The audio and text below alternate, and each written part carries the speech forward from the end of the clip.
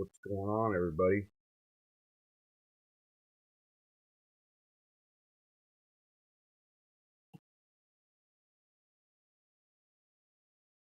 Check, check. Hello.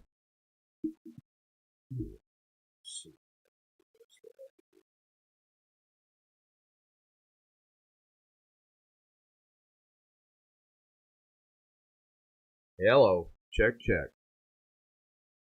I think we're live. Hey, Mike, how you doing? I'm glad you came in and said something. I wanted to make sure I was live. There we go.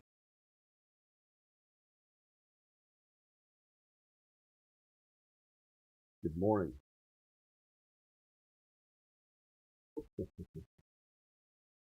Yeah, I haven't been up very long.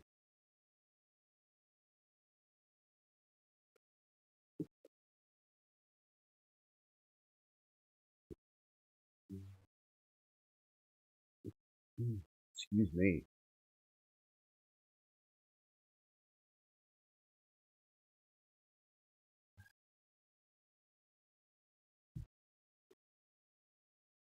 Oh man, you getting ready for work? Are you?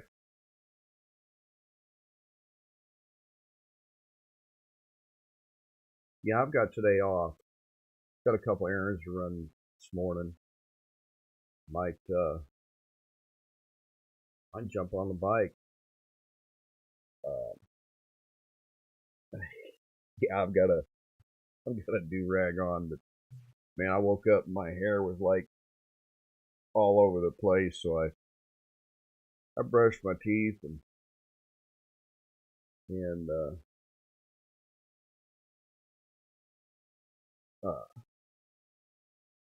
wet my hair down.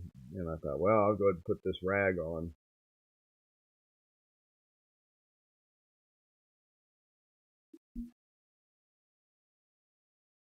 But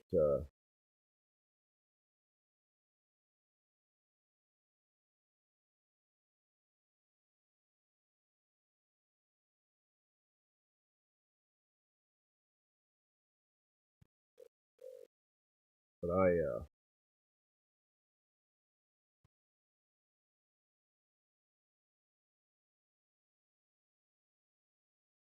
David with Hood's Custom Shop would go live, just about every day, and he's been training drivers uh, with the company he works for. So I thought, what the heck.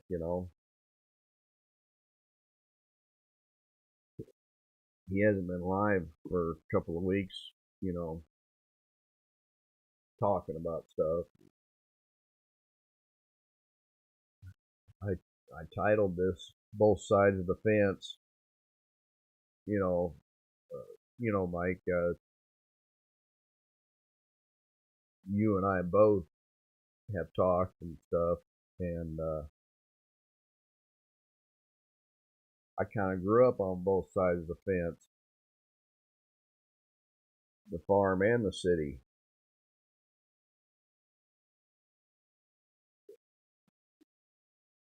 Shows we got two people in here now, but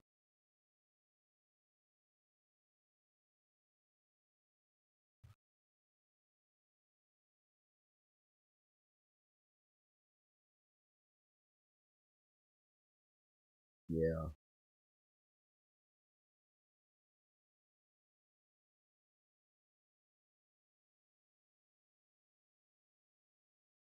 I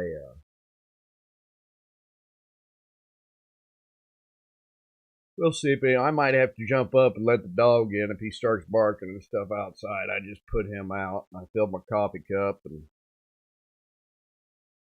uh,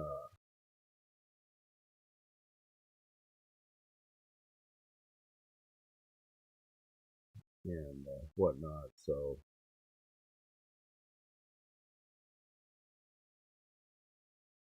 just kind of messing around here for a few minutes and see if we get more people in here.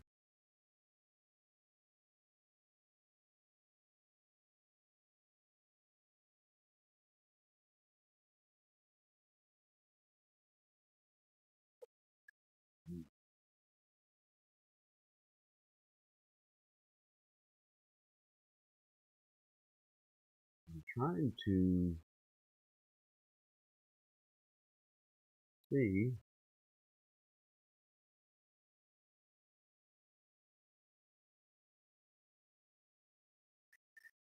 Let's see if I can.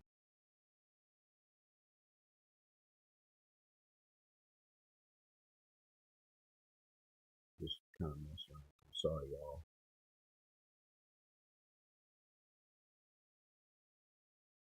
Because we got 3 people in here now. Oh my goodness. Oh, I slept hard. Gosh, I think it was 9 o'clock when we crashed.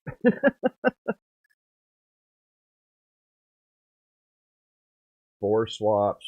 Yeah, I didn't call you when I was leaving. It was dark, and I thought, well, hey Lori, how you doing?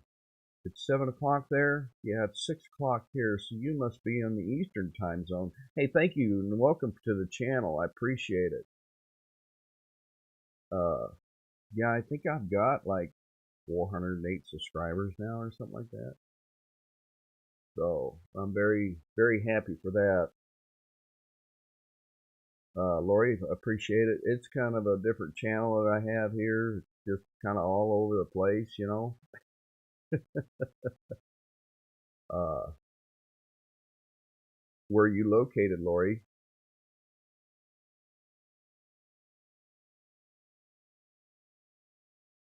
I think it's 6 o'clock here, so I know you got to be in the Eastern time zone if it's 7 over there. I've got today off work, and of course Thursday and Friday, Saturday, Sunday. Go back to work Monday.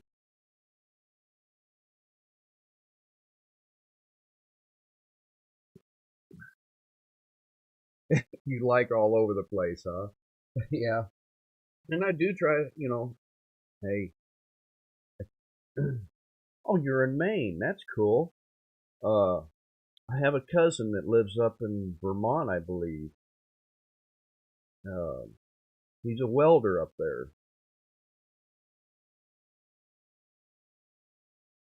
and he's a younger cousin on my dad's side.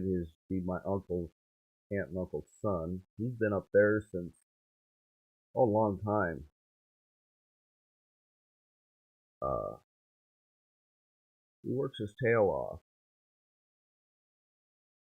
Um, my aunt and uncle took a trip over there. Oh, you're sitting in the deer stand? Oh, that's cool. He bird hunts up there. He's got a couple of dogs that he's trained to, retrievers, and he likes to gun hunt or excuse me, bird hunt up there, and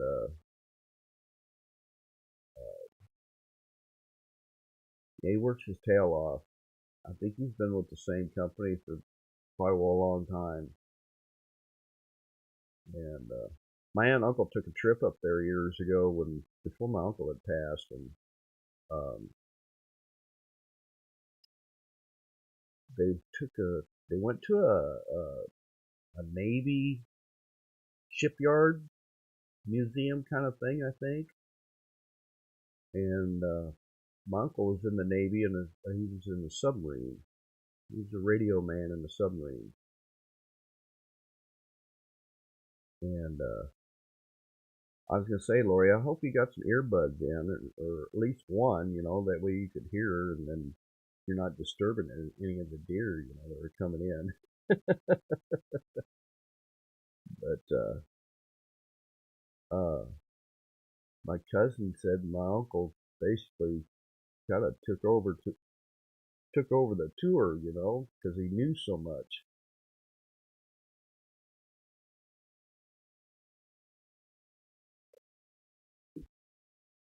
Uh, but yeah, my uncle he he was a radio man, I guess. The only thing he really told me was they never knew where they was at, and for boredom, he said that the radio, he says a little radio workstation or room was the size of a closet. He'd pull everything out, sweep the floor out, and put everything out back just to break up the monotony, the boredom.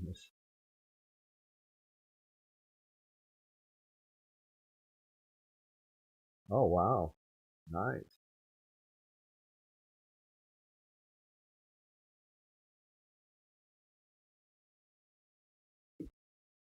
Shows we got four in here now. Mm, I think I can see. Jailbait tackling outdoors. Well, good morning, sir.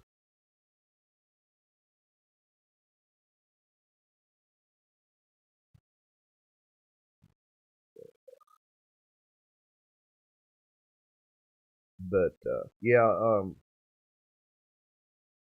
my uncle always told me he didn't really tell me any stories about his, service or anything like that. Of course, being a submarine, you're not gonna know where you're at, and uh,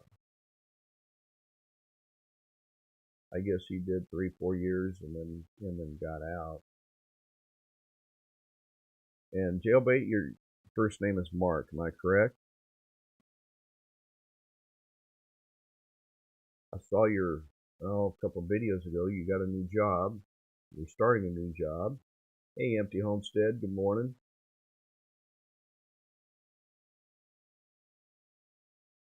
Uh, yeah, I kind of titled this "Both Sides of the Fence," and I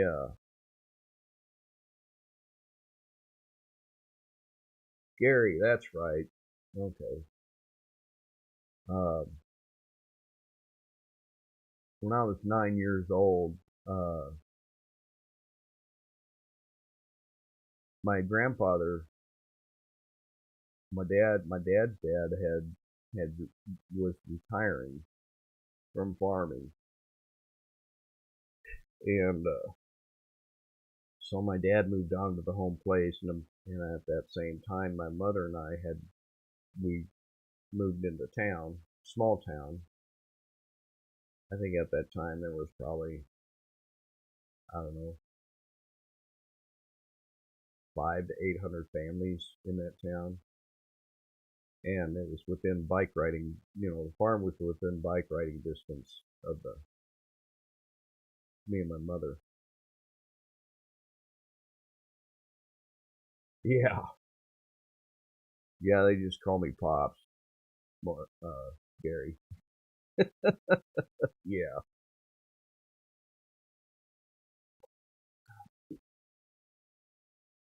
but pretty much every day after school, we would ride my bike out to the farm, you know, and I was probably, I think it was fourth grade, so I'm guessing I would have been 9. Uh,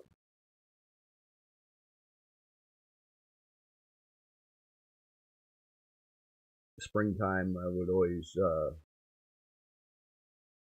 especially in the spring and summer, I would run the tractor out in the fields, disking, running a disc across the fields and stuff, and tillage. It's 42 degrees here, but um, and I showed calves in 4-H, and in the fall I would help run the grain down to the grain elevator. Whatever we didn't store, we sold, and then we would we had a couple of great big gravity flow wagons that we would pull with the tractors.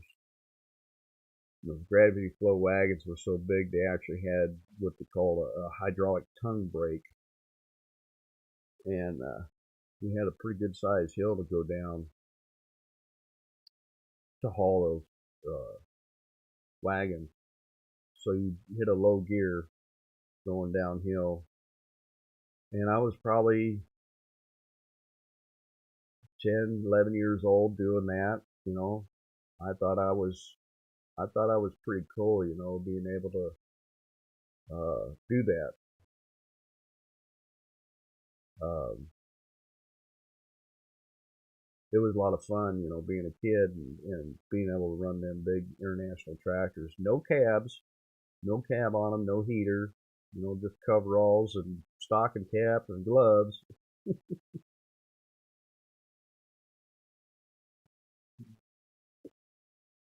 So when I titled this "Both Sides of the Fence," I in the '80s, a lot of farmers had a lot of debt, and my dad had to quit.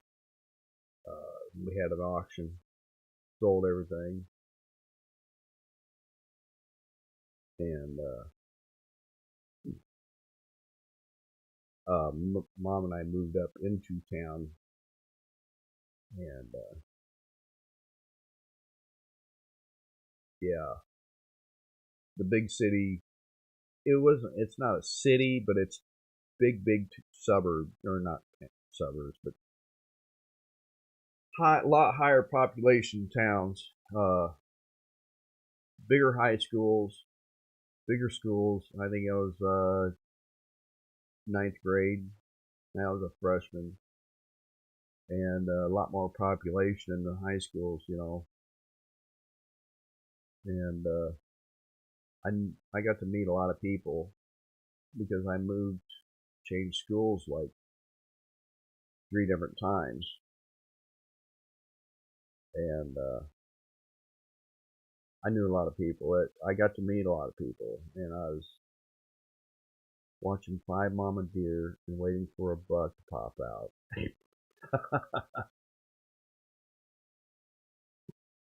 We lived on 12,000-acre cattle ranch in Arizona, and the last thing I wanted to do was spend more time showing animals. Now I love it, spending time with our animals. Oh yeah, definitely empty homestead. But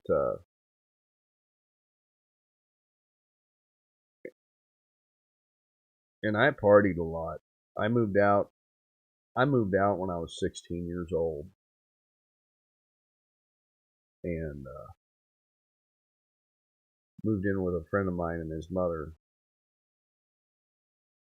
And I think my dad was driving a truck, so uh, I was kind of all over the place. Guess we got five,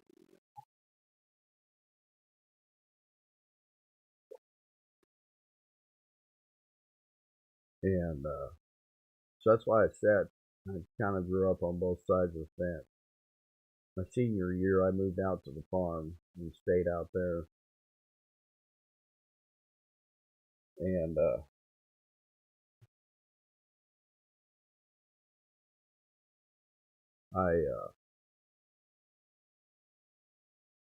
I was very rebellious, so to speak,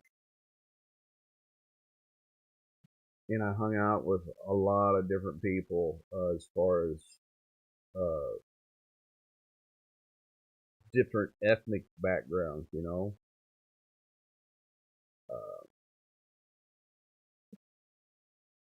and we had some good times.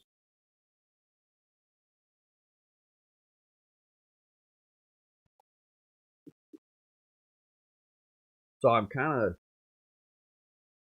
you sit and drive a truck down the road, you sit there and think.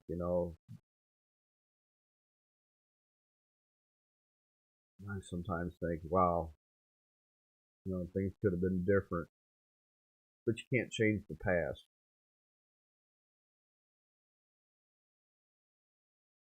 You can only move on to the future, right?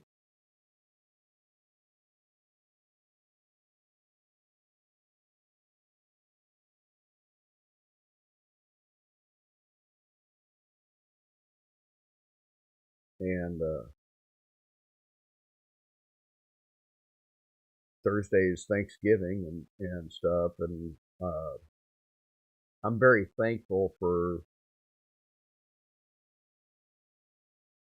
everything that's, in a way, I'm very thankful for everything that's happened in my life because it's a learning experience. Every day for me is a learning experience.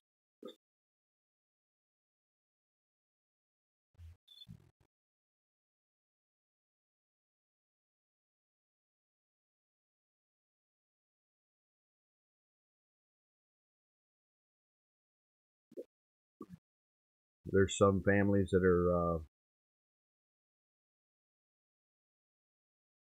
not going to be able to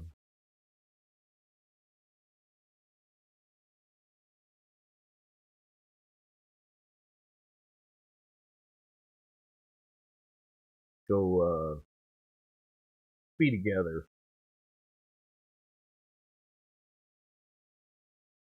because of different situations. For some reason, my chat is not. There we go. Things that happened to you growing up made you who you are. Being thankful. Well, thanks, Mike. I appreciate it.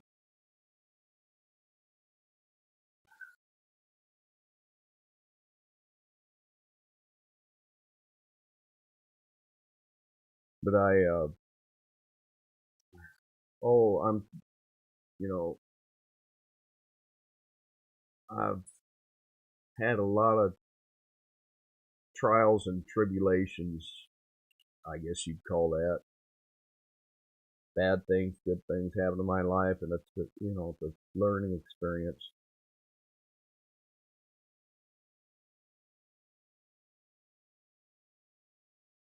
I'll have to look that up. I need to get a pen because I have to write that down.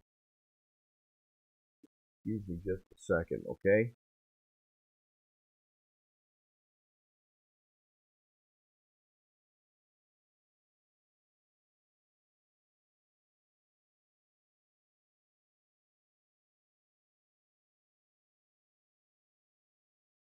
Okay.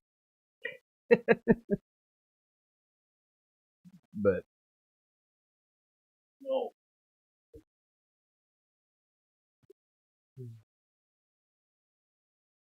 J.J. Drones, huh?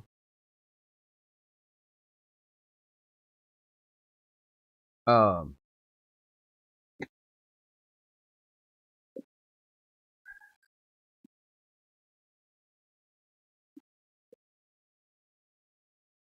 but yeah, a couple of years ago, I was going through a lot of stuff. In the last 9 years, I was going through a bunch of stuff, and got that was getting that handled, and uh,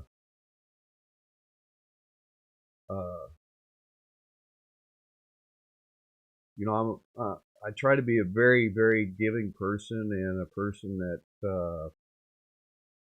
um, tend to give people a lot of chances to make things right. What was the first bike? Oh, are you my first bicycle or a motorcycle? Uh,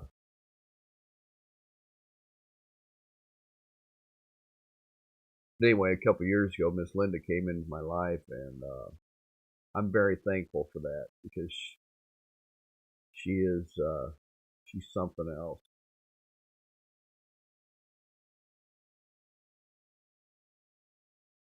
Uh, she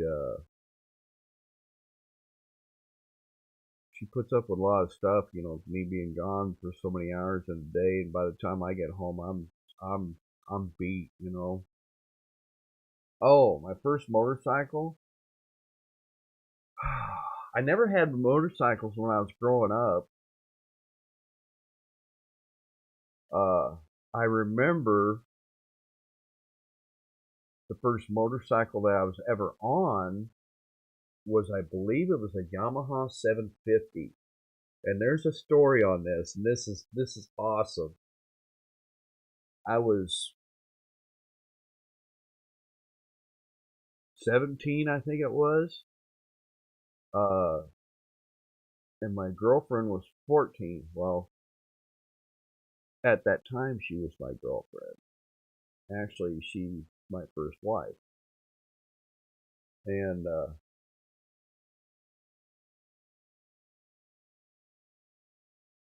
my mother never knew about this.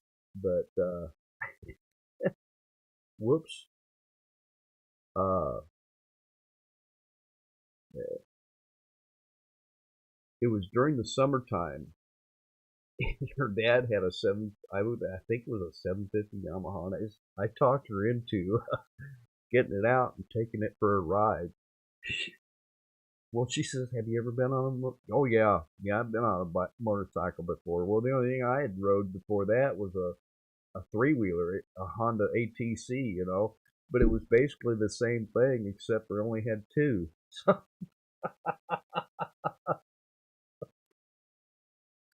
yeah, and Easton's out here barking. Can you hear him?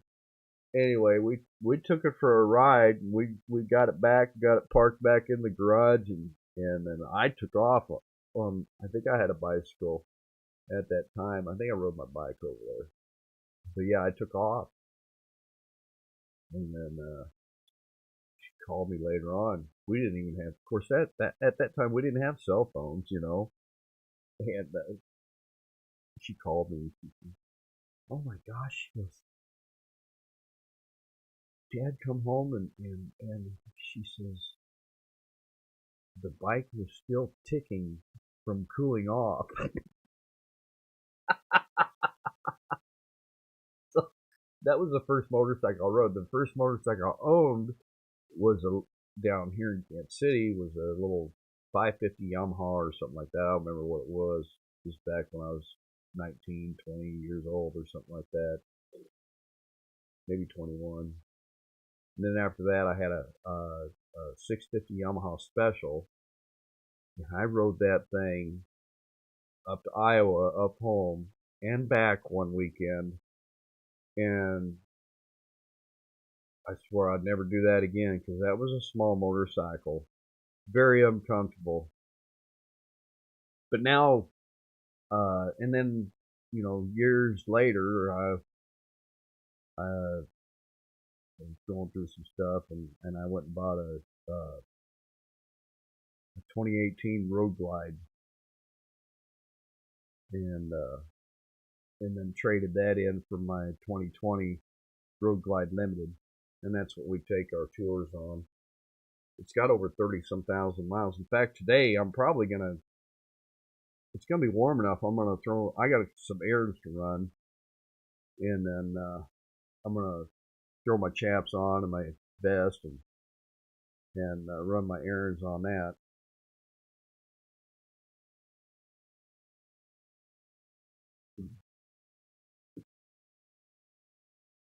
Shows we got 9 in here now. Thank you. For some reason I can't see it. Don't know. Oh, that's top chat. Let's see if I can do this. But anyway, yeah. Uh, Several years after I moved down here, uh, the guy I lived with when I was 16, um,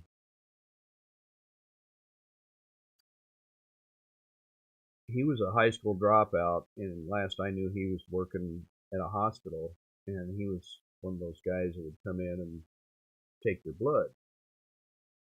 I don't know what you call them, whatever. And I never imagined him doing that for a career. Good morning, Ellie.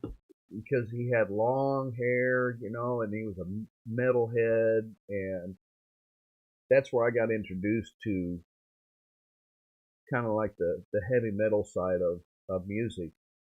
Uh, Metallica, some other bands and stuff like that, and that was when albums were like cassette or vinyl. I started out on a Honda 80 Trail, then a 250 Bull Taco, Honda Fresh 50, Yamaha 650 Special, Road King, Road Glide, and now Road Glide Ultra. You Empty Homestead, you still have a Road Glide Ultra.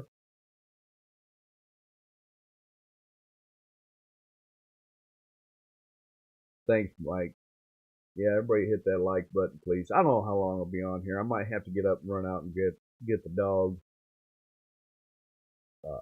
I think he had to go number 2 right before I I jumped on here. Uh,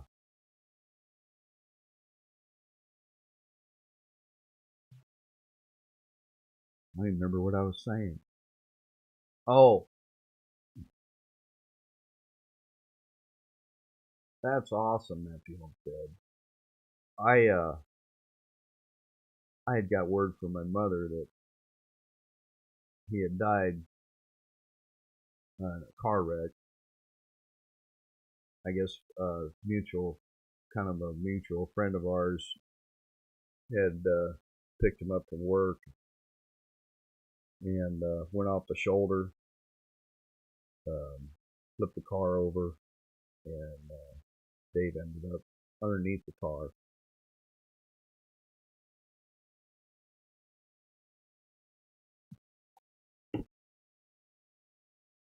So I kind of, and I've been up there several times, and I don't remember. I think I'd have to ask my mother, but I've never been to his grave, and we were good, pretty decent friends, did a lot of did a lot of partying together. I remember one time I had gotten my tonsils out, and I was almost 18 years old when I think I was 17, but I had to get my tonsils out because I kept getting strep throat. One time I had mono, and I ended up in the hospital because I got so dehydrated from mono. And anyway, I got my tonsils out, came home, and they decided they were going to have a party, and they got a keg, and of course I didn't want to, I had a little orange juice and something else, and then I guess they had just put the tap on it down in the garage, and the next thing you know, I think there was probably 50, 60 kids in the place we lived, and next thing you know, the bang, bang, bang on the garage door. Of course, they open the garage door, and here's the cops, and everybody is just running and scattering, and I don't know. I think they held up about 15 of them and took everybody's, I guess Dave said, we just tapped it, and they they got the breathalyzer out. Of course, nobody was messed up, and so they ended up confiscating the keg. we said, yeah, they're gonna take it back to one of their houses, and when they go off duty, they're gonna take care of it.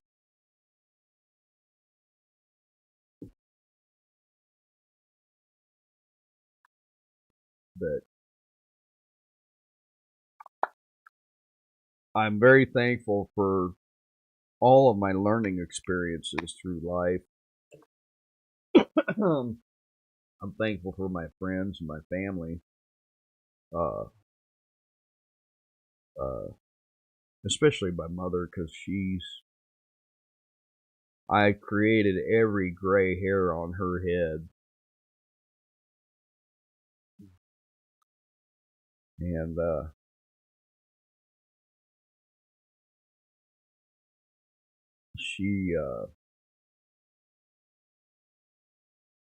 she's really I really put her through a lot of worries and stuff, through life, and and even when I was a kid,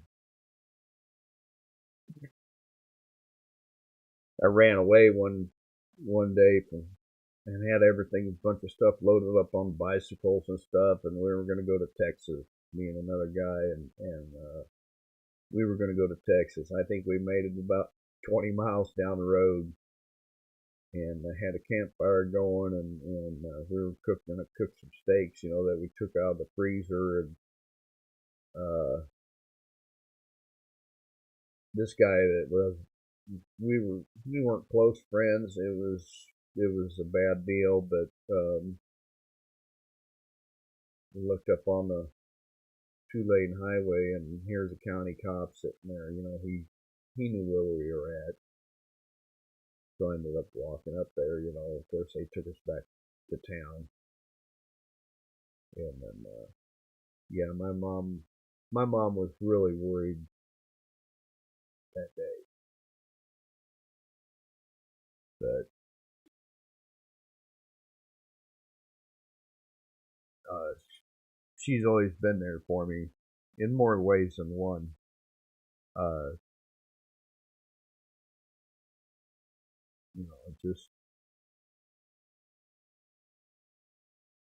there was a time when I was going through the end of a relationship, and I went up there, and I was an emotional mess, big time. I hadn't grieved or nothing. I mean, and I believe when you go through that, when you're treated like dirt for many years,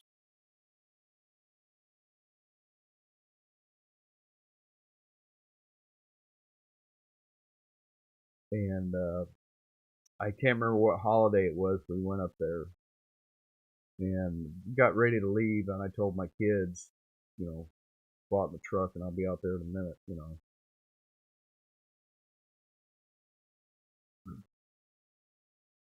And I remember grabbing the door handle and breaking down, and she came up, and well, her and her husband both came up and held me.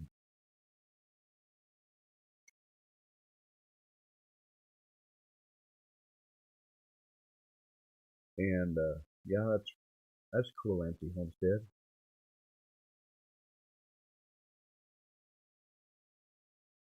But man, I felt like I was 9 years old again.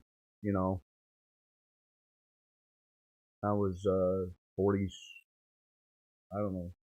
I don't remember how old I was back then when that happened. But yeah, I really, really let it out, and I felt a lot better. Because one of the things that she would tell me was, everything's going to be okay. And in time, everything was okay.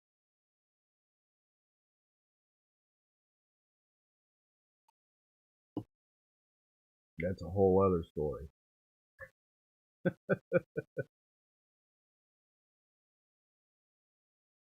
We have 7 people in here. Appreciate it. So we are. I've got a guy that's going to come by and stay here at the house while we're gone.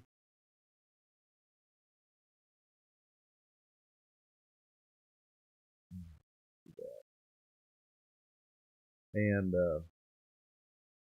we're going up home for. I call it up home, but up home for Thanksgiving. Yeah, and Ellie, I think I've said this before. I am a wooden spoon survivor. You know, you know what I'm saying?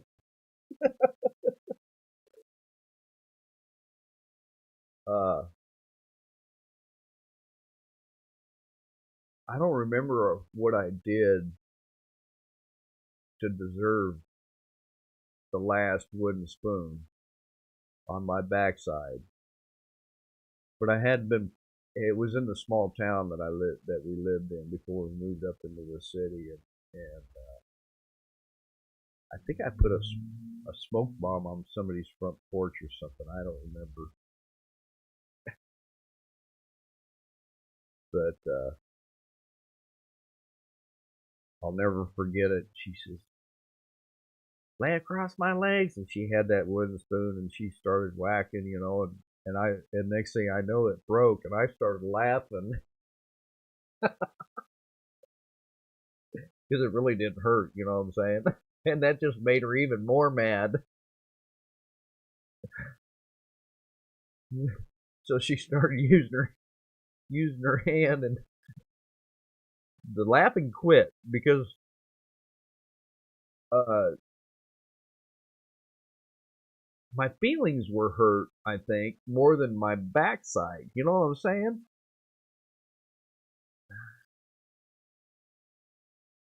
She was my mother was never abusive to me. You know, uh, uh, I hated when Tupperware spoons came out. They didn't break like wooden spoons. Oh, that's cool. Ethiop said.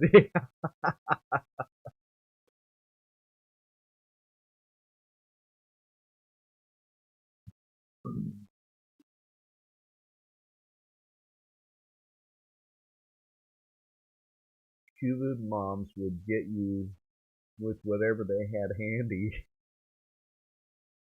Yeah, but I'm thankful for growing up on both sides of the fence because I met a lot of people, kids that were my age and stuff, and there's a lot of kids that were my age that um, from schools and stuff. I don't remember. Sometimes I don't remember who they are. Hey, I remember you. Da da da da da. And I said, I'm sorry, I don't remember you. You know, I had to trim my eyebrow the other day. I had a couple of long stray hairs.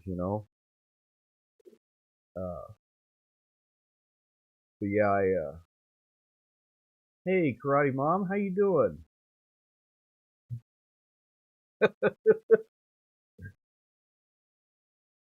Uh,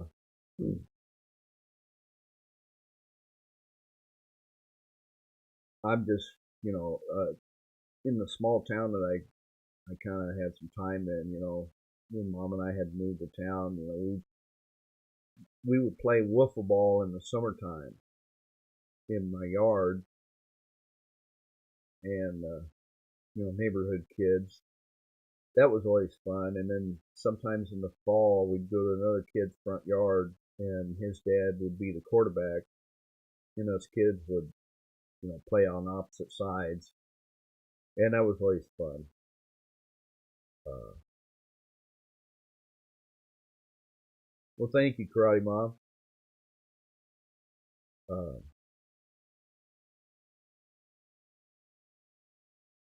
um, but yeah, I haven't been up home for Thanksgiving for many, many years, and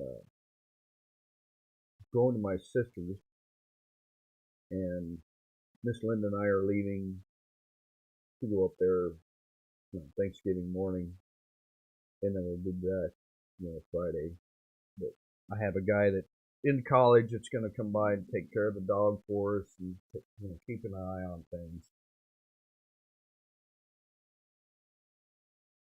Oh, excuse me. Oh, Miss Linda's at work, and she told me last night, she goes, I really wish I would have taken Wednesday off. And I'm thinking, and ruin my peace and quiet for the day? But no, I didn't say it.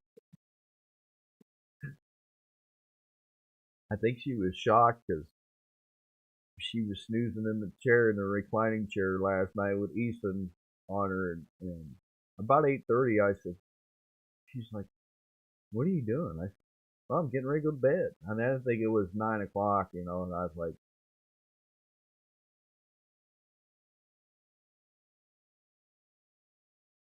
headed down to Waco, Texas. Awesome. Yeah, everybody be careful out there traveling because on my way back from western Kansas, And this goes on quite a bit. And I'm going to I've got something here.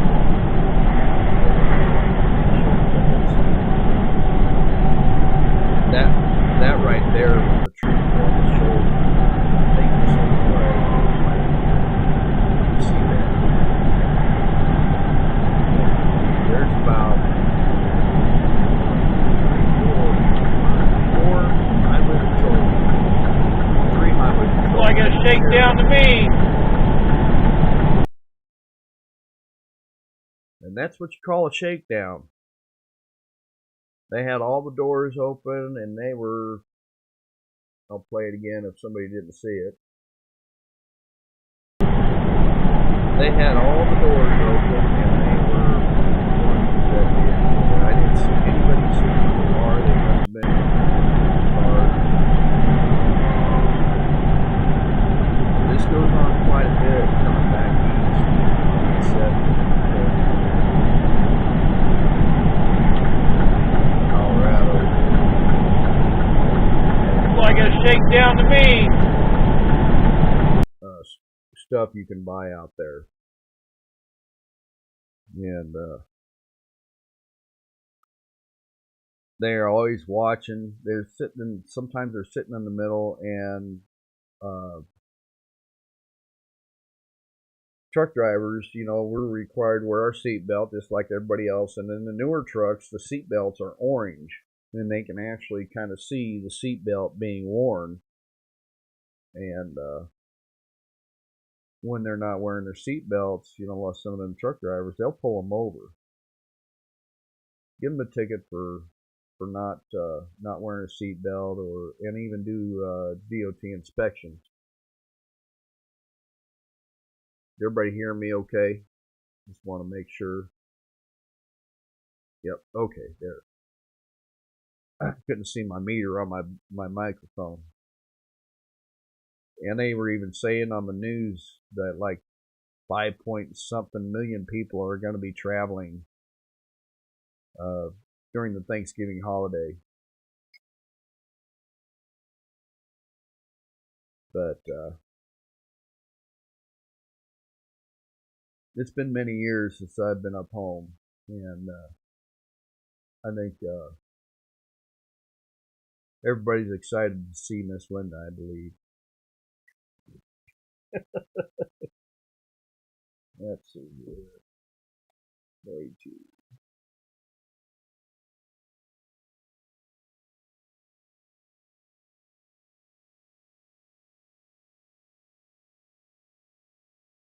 Yeah, that's true. We could show that.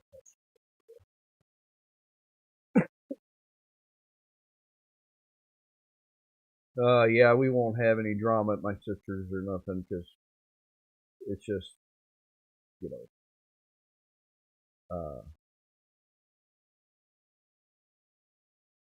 that side of the family that, we're not having any drama tonight, on my mother's side or anything like that. So,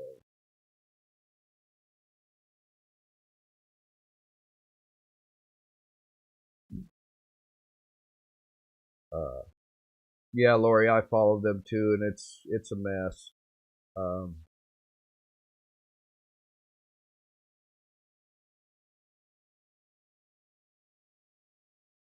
The last and Empty Homestead, I know you follow them too and whatnot, but there's a lot of stuff going on, and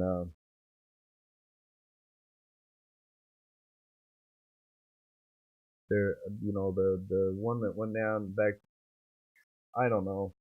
I have mixed opinions on everything, and it's, if I was in one of their shoes, I would not have. Oh, excuse me, I'm stretching. I would not have go running back home. I would have. I would have tried to stay in the area and patch things up and go from there.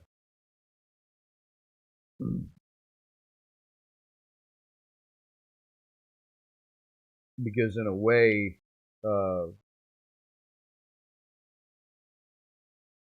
I could see a little bit of toxicness. It's not a word, but I could see it in the last video that was released. And that's about all I'm gonna say about that. That's one thing I've learned about both sides of the fence. I can kind of read people, you know what I'm saying? Hang on a minute. Let me I'll be right back. Don't go anywhere. Just I gotta get a little bit of more of this. I don't have my coffee pot in here, unfortunately. Just chat amongst yourself just for a second.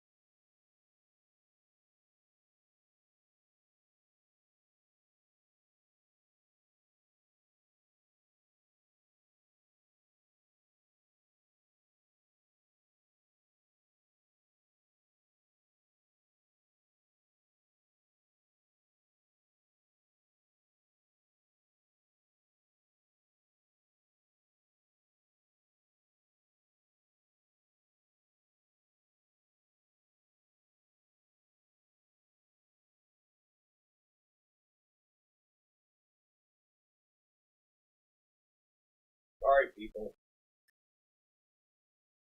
I went ahead and let the dog in too.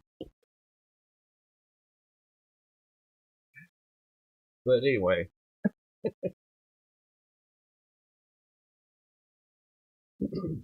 hey, you too, Karate Mom.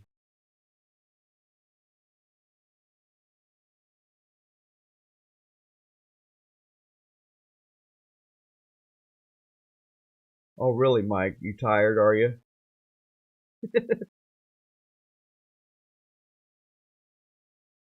I'm eventually gonna have my producer upgrade the studio and add on maybe one or two seats over here to my right. And I have another microphone and another camera that I can set up and actually have a chat. I don't know what they call it. They call it a podcast or whatever. I don't know.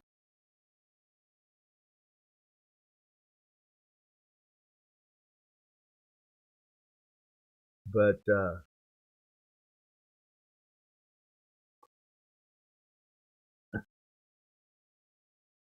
whew, it's chilly outside. I actually let the dog in too. He was in his little igloo getting ready to make his bed. And I said, "Come on in the house, buddy." There's a little bit of fog coming off the pond, or mist or frost. I don't know. The sun's coming up. Uh, but being raised on both sides of the fence, I can kind of read people. You know, I believe I can. I don't know if I'm right or not, but looks to me like uh, somebody that hasn't been on very much uh, in the last year. It almost looks like uh, they're being toxic to themselves. And I don't know for sure, but it just looked that way. I've never done any hard stuff, but uh, hey Mark, how you doing? Yeah, I'm up early. I'm off work today. Uh, I was gonna say you're up a little late, aren't you? Uh, I've been around people that have done stuff to themselves, and the after effects of sitting on a, I've seen people sitting on a couch and their eyes just, and they call it, oh, I don't even want to say what they call it, but it's the after effects of using this certain stuff, and it's not pretty. They could sit there and stare at a blank TV for hours at a time.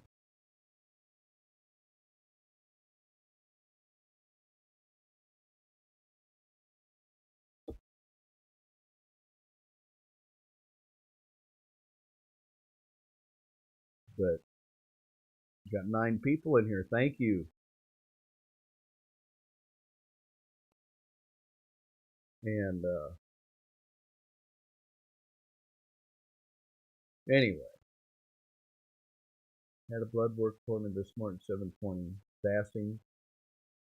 Got there and doctor never sent the request for it to be done. Been up since 4:30. Now just getting my first cup of coffee. Oh, that sucks. Miss Linda has to give blood at the community blood center, I think once a month or once every 6 weeks. She has very high iron in her blood, so she donates her blood. And in fact, they sent her a thing saying that it helped. I guess they track your blood donation, and it helped with somebody with a surgery or something like that. She could probably tell you. I don't remember what it was. Helped so many people, go through surgery or whatnot,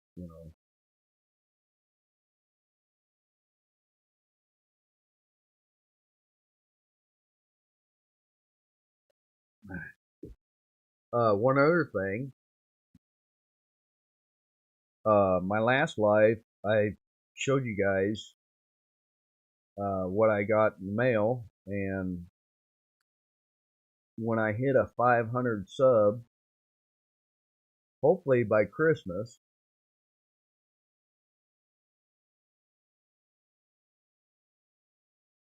I'm going to give away one of these. But I think I've only got 2 sizes. Yeah, I have a medium and a large. But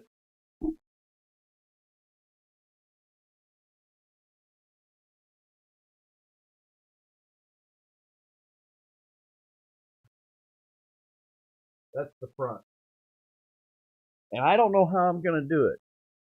But if I hit 500 by Christmas, one of these is going to be sent to one of my subscribers. And if it's after Christmas, when the weather starts coming around, some of you might have been following me for quite a while. I have a pair of slip-on tennis shoes that I have had for 20 years, maybe. Man, I've actually got them right here.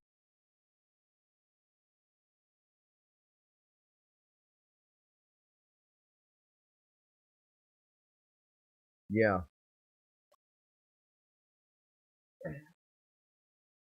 But I've had these shoes, and Miss Linda does not like them at all. Well, she doesn't say much. I just slip them on to wear them outside real quick and come back. I don't wear them around town or anything like that, but here's one of them. And look here. They're totally blown out. That's why I have the Gorilla Tape on the front. And yeah, there's the bottom of them.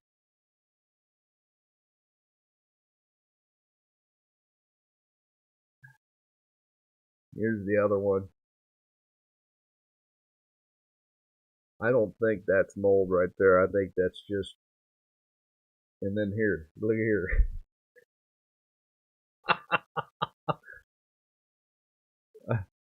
I've actually got I got a pair of black. Anyway, uh, we'll see if we can hit 500 subs, and maybe on a live I'll burn these things, right?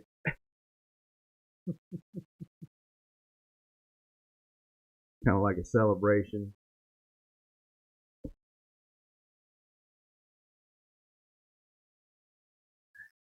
Yeah, they're Skechers.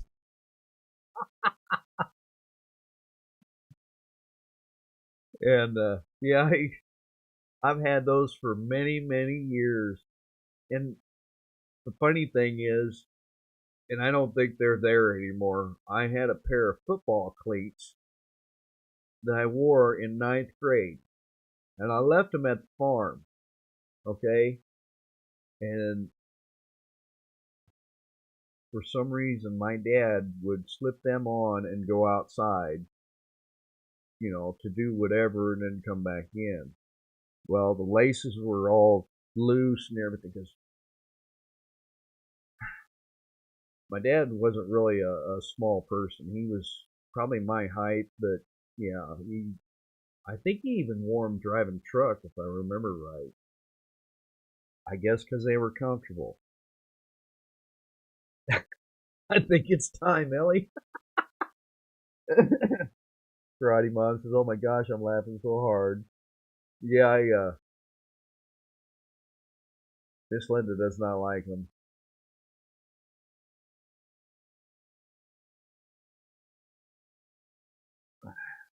but I don't think they're there at the farm anymore. I don't know. That's a whole other story. I really can't talk about it. Uh,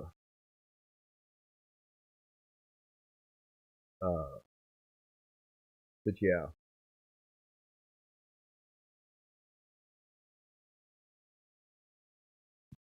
Mark, I was going to tell you, you guys are driving. I showed this earlier. Uh, you guys are going to be driving up for Thanksgiving somewhere. This was yesterday.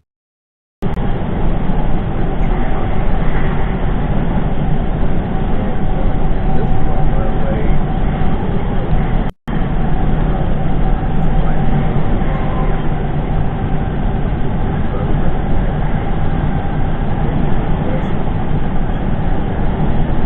Yeah, there's we're doing a little shakedown.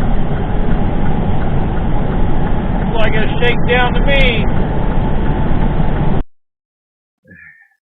So they are going to be out. There's like they said on the news yesterday that over 5 million people are going to be traveling. I guess by air or by car.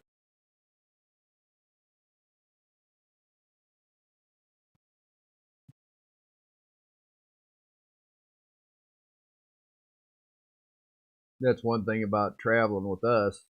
Uh, I do have my Missouri concealed carry, and I always carry when we're traveling, because you never know, especially in hotel rooms and campgrounds and whatnot.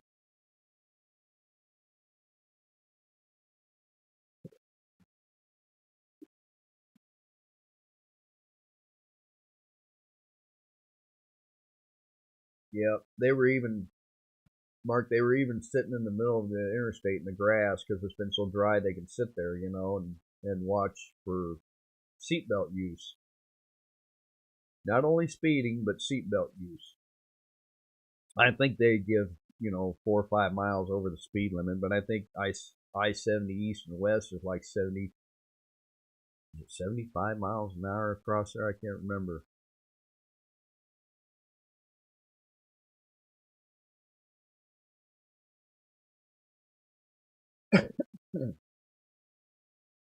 But yeah, anyway,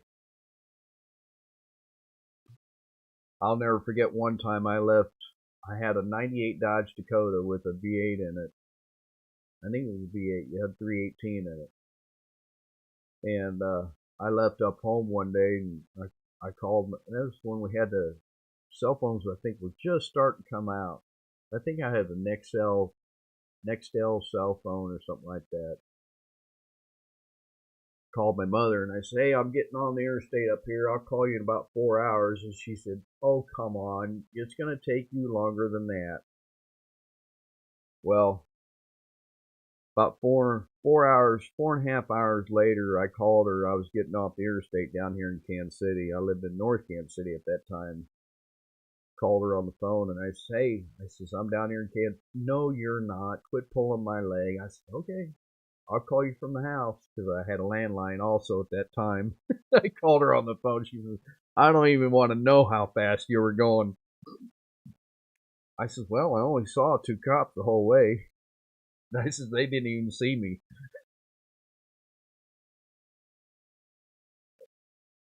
I love that little truck, man. That was one of my first new trucks that I had. It could run. I was only 25 at that time, so yeah.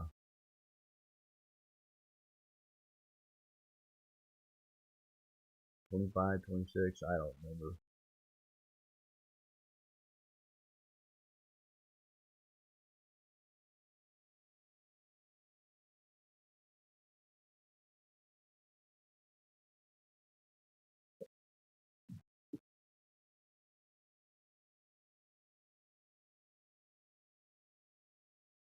Mitsubishi Max. Yeah, I remember those too when I worked at a Chrysler dealer when I first moved down here.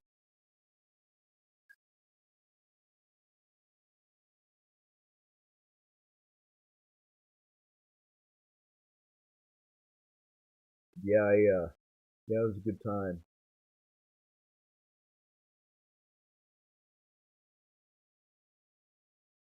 Hey Jake, how you doing? Good morning. I think you posted another video yesterday. I don't know. Uh, huh. I just got a text from my son. Hold on just a second. I'm gonna see.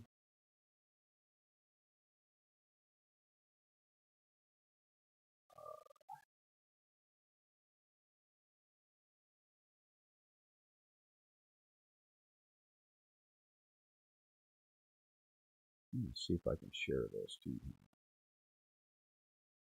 Hang on just a second, y'all. Share link. Give me just a second, y'all.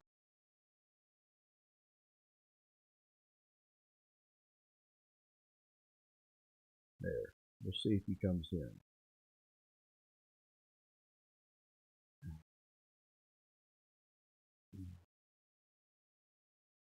I have two kids that I adopted uh, years ago, and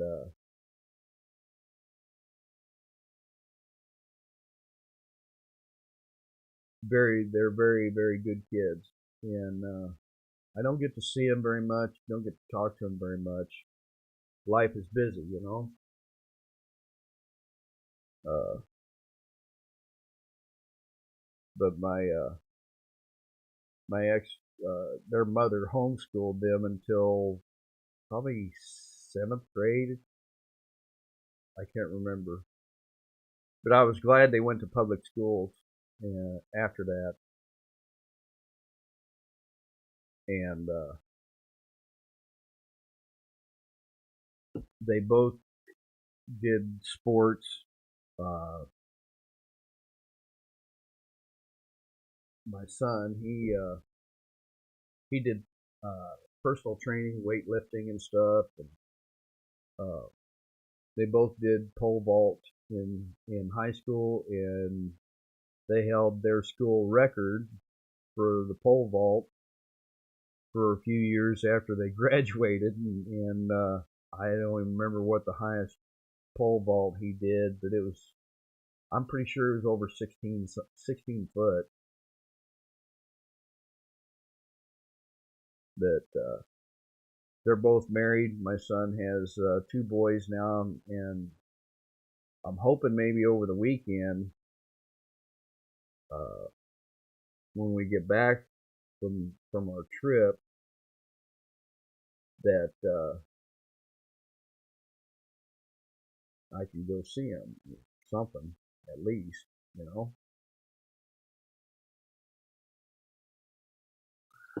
They grow up fast.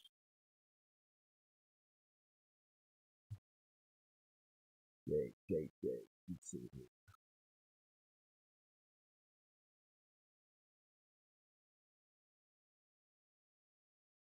But yeah, Jake. Uh,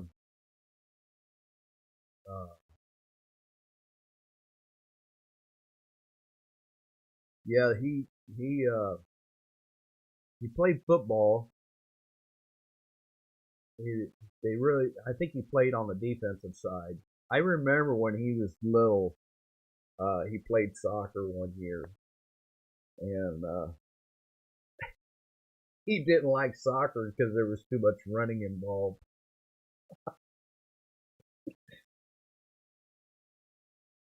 And it's funny watching them little kids play soccer because everybody wants to go for the ball,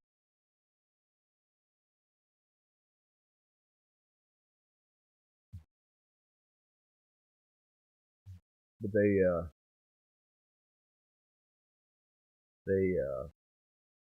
yeah, they grow up fast. I need to do it more often. I used to send my grandson, messenger videos, you know, and he loves anything on wheels. Uh,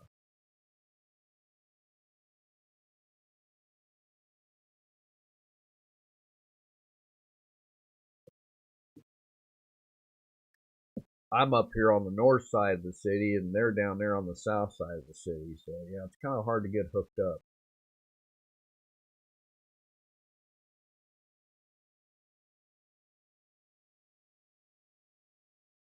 I still I love seeing the pictures of them that Instagram that their mother posts of them and stuff, and you know that will. Yeah,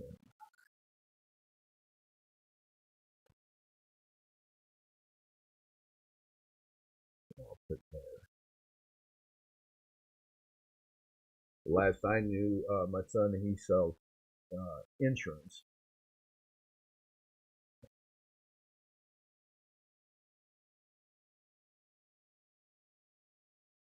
Oh my gosh, an hour and 13 minutes. Hey Josh, how you doing?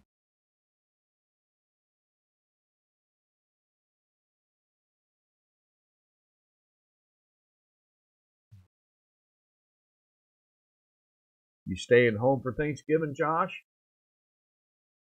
I was going to ask Jake. You know, he's doing that RV. Is that part of your property down there with the RV park? If he's still on here, I thought it'd be kind of neat to take the motorcycle and the camper down there somewhere, pay you a visit, maybe next year. I don't know.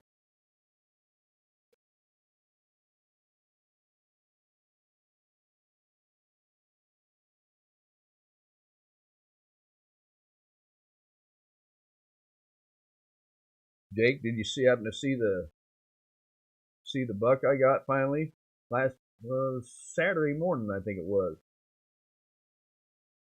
Oh, you own the Aubrey Puck. Oh, that's cool.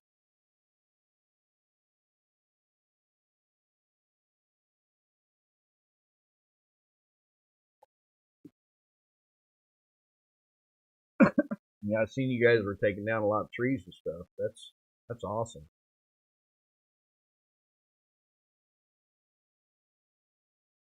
My grandson is preschool, and then I have another grandson that's he just turned a year, I believe, year or two. Time flies. I can't keep track. You know,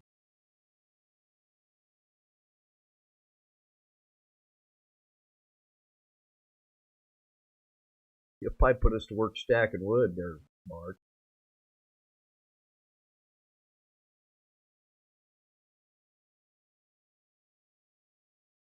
But I don't know if Jake, if you saw if you was on here the other day. I think this is the picture of him. There you go.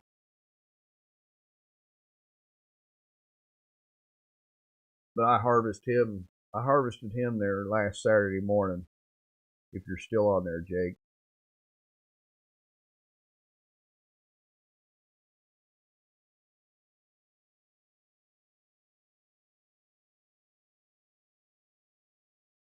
One of the Denver drivers just texted me. They think I'm working today. Uh,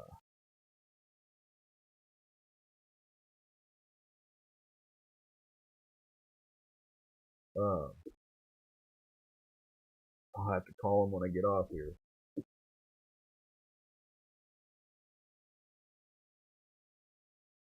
Cut, burn, stack, chop, and pile.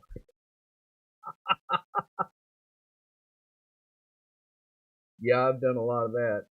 Where's the jerky? You know, I took him about 50 miles north of here, and I just had the back straps butterflied, and then grind up the rest.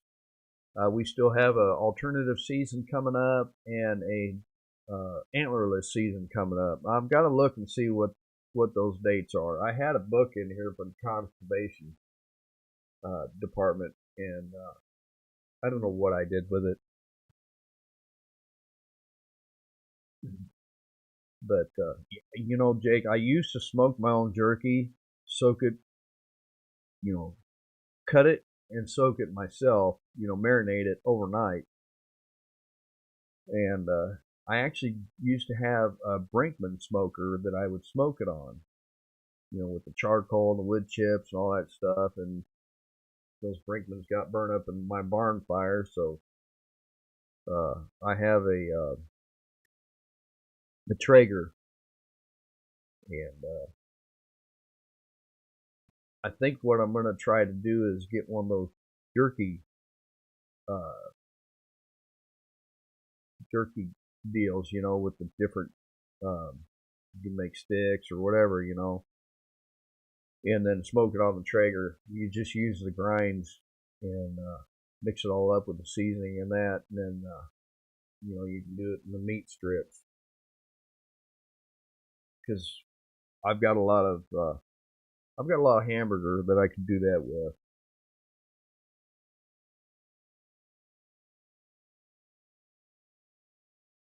Almost time to play Homesteader.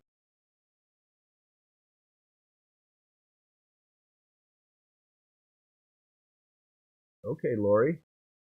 The Main Hunt. Okay. Is that the title of it? The Main Hunt?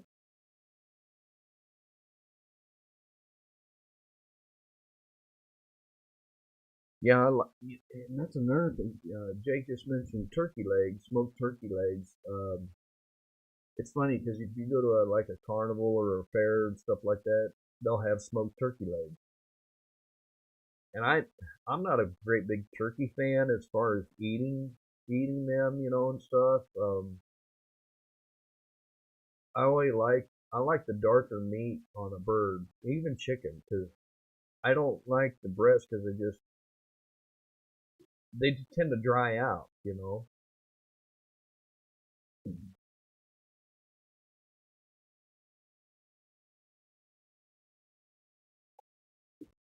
So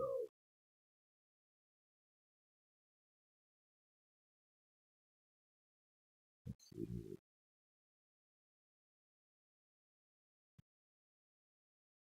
Let me try something here. There.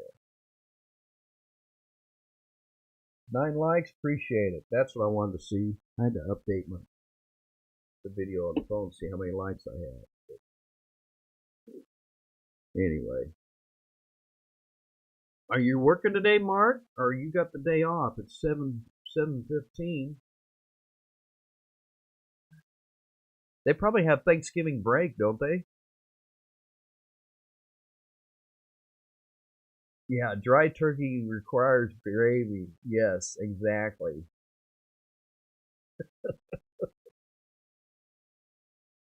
And I'm not a big cranberry fan either.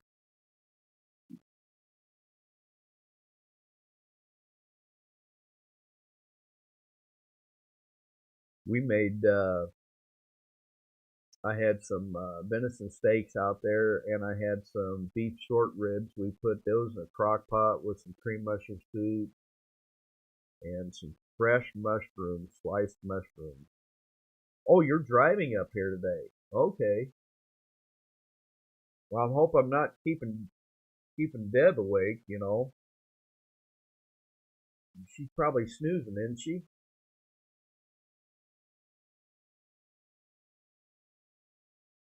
Oh, okay. Josh says December 3rd through the 11th. That must be the antler season. Appreciate it.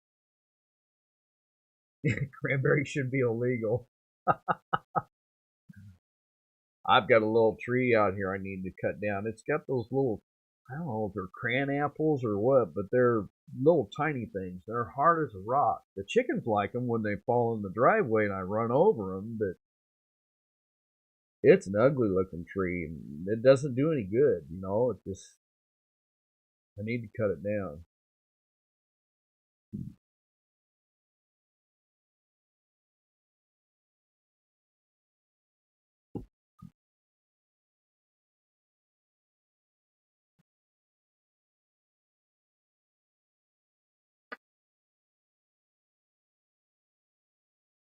Well, it's about 7:20. Been on here for an hour and 22 minutes.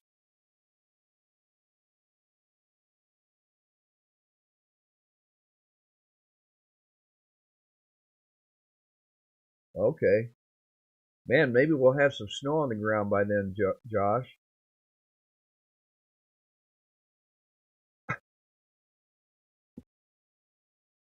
Mark says, I've had like 6 Thanksgiving meals already. The school had a lot of extras, huh?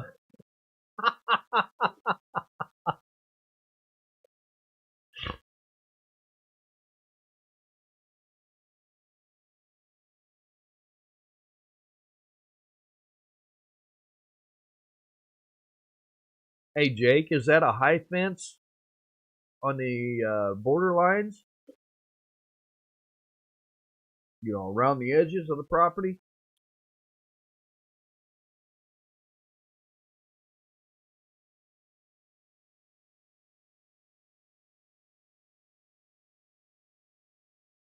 Y'all just hang on a second. I'll be right back.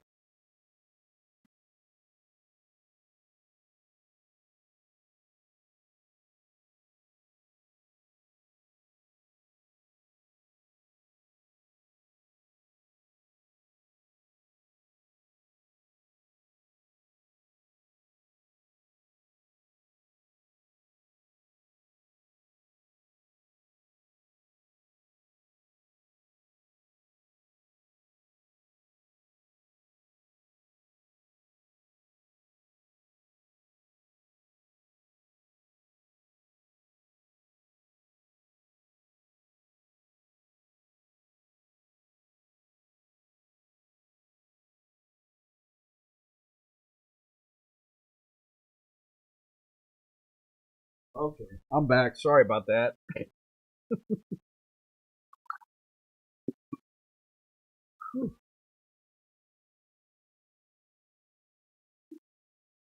The warmer turned off. It's been that long since I brewed some coffee.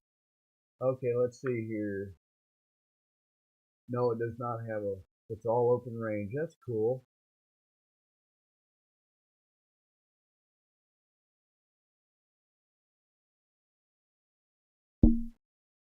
Are they pretty thick down there, Jake?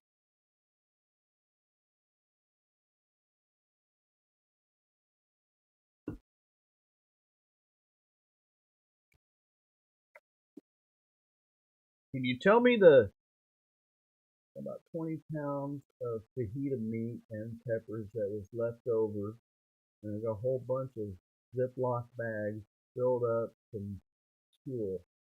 We eat free. Oh gosh, we got a bunch of them red skinny peppers from the garden before I mowed it down. Uh,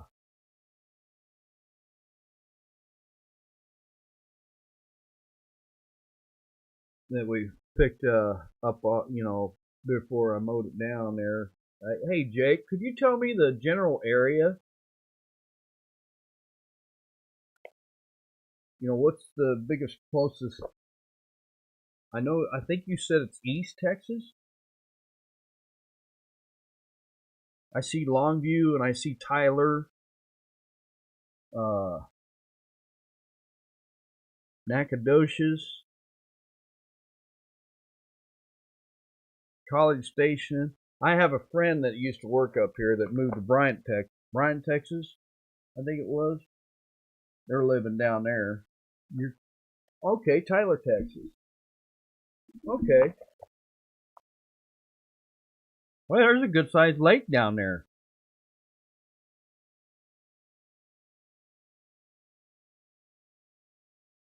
You can't see what I can't see what lake that is. Yeah. Put my readers on here. Give you guys a good laugh. There's a Martin Lake State Park.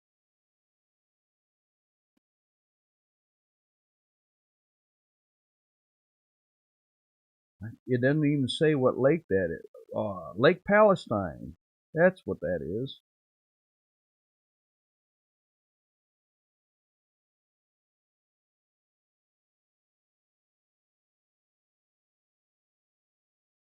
Interesting.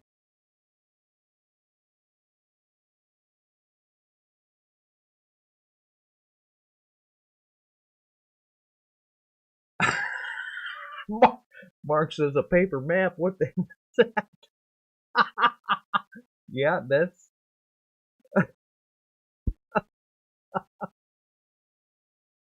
Lori G. Our bucks run 180 to 250 pounds up here.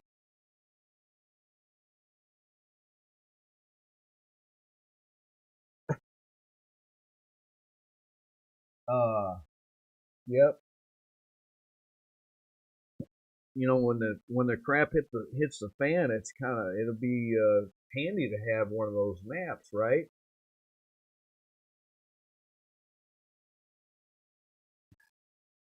Yeah, that buck I harvested, Lori, he only field dressed out at 150 pounds. But when I opened him up, he had a lot of corn in him, which to the north of where I was hunting, uh, which was the neighbor's property up here, we called the North Farm. Uh, to the north of there was a Charlet farm, is a Charlet cattle breeder farm, and I think he was eating some feed out of their feed bunks. I don't know, but he only field dressed out at 140 pounds, and I think the drought has a lot to do with the the deer this year. Yeah, Mike says take this off to make you all laugh, huh? Yeah, I'll blind everybody.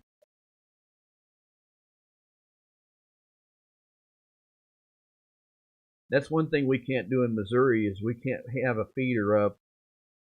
I think we have to take it down 10 days before we actually hunt that area. So we can't feed all year round. In the northern counties, north central Missouri, they've been monitoring the CWD, the chronic wastes disease.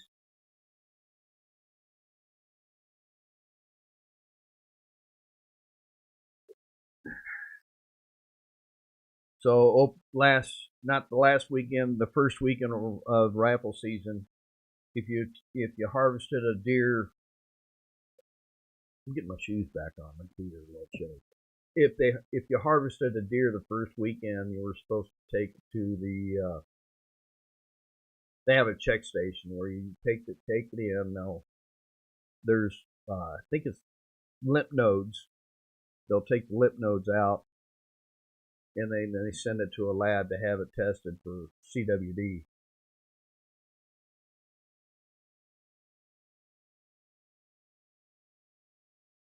But we've had some. I mean, I've harvested some big, pretty good sized deer up north and let them hang, and then skin them. And my gosh, they just got a layer of fat on them.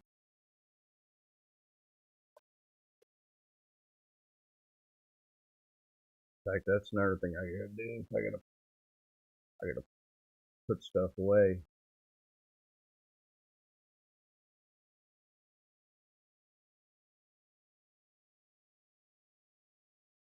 Yeah, we can plant food plots. Uh, oh wow, a moose, huh?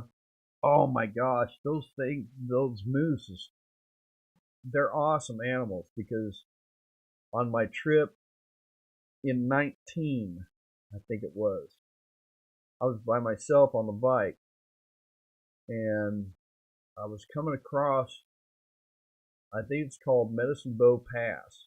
I was coming back down and down in the, I was looking down to the right because I'm up high and I'm looking down and here was, I thought it was an elk at first. And I stopped, pulled over on the shoulder, and here it was a moose down there grazing, eating. I'm pretty sure I got a video of it posted. So it'd be about 2 years old, a 2 year old video. Gosh, I've been on YouTube that long. Wow. I'll have to go back and look.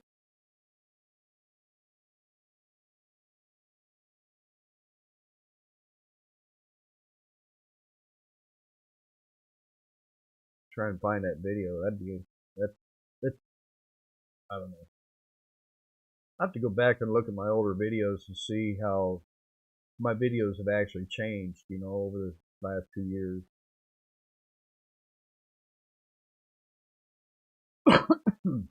Excuse me. The moose are. You have moose in Oklahoma? Really, Mark? I wouldn't have think you had thought you'd have moose down there. You can't have moose down there, Mark. Really?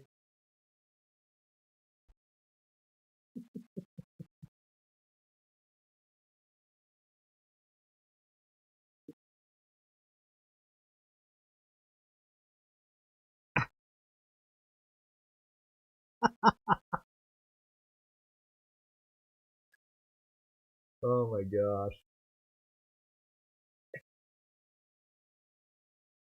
Texas moose are like chicken lips, huh, Jake? We have elk and they've released some elk in the Mark Twain National Forest, I believe, down in southern Missouri. Uh, Somebody posted a video on somewhere, and they had their camera on a deer, I think a small doe out in a bean field, I think it was. And all of a sudden, here steps out this deer, takes off, and all of a sudden steps out this big moose. He had to have been a good 5x5, coming out. And maybe it was a part of Missouri or something where, they've migrated to. I don't know.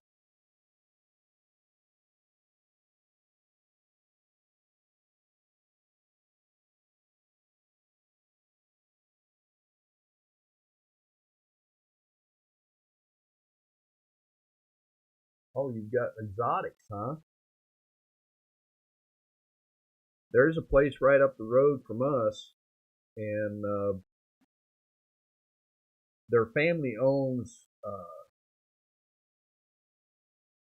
truck dealerships, car dealerships. They used to own another car dealership up here in town, but they own quite a bit of property around here, and they have a high fence area where they have elk, and it's neat in the summertime because um, you drive by there and the elk are all in their ponds keeping cool, and they have a separate area for deer, and I think they have another area for like it's some kind of goat looking thing. I don't know what the heck it is. And then up the road they have a high fence area with bean fields. There was beans this year, and they have zebras and those goat looking things. Lori says she can't let the dog out until you check for moose, bear, coyote, skunk, or porcupines. Yeah. I'd hate to run across one of those porcupines.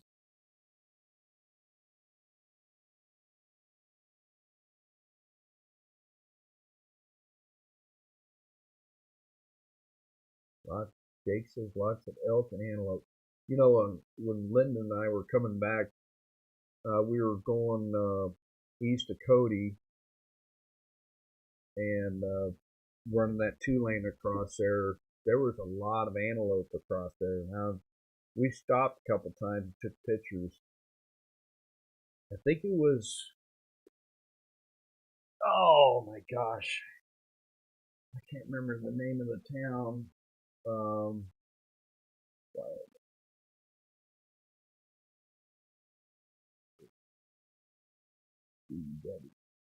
I gotta learn my alphabet again.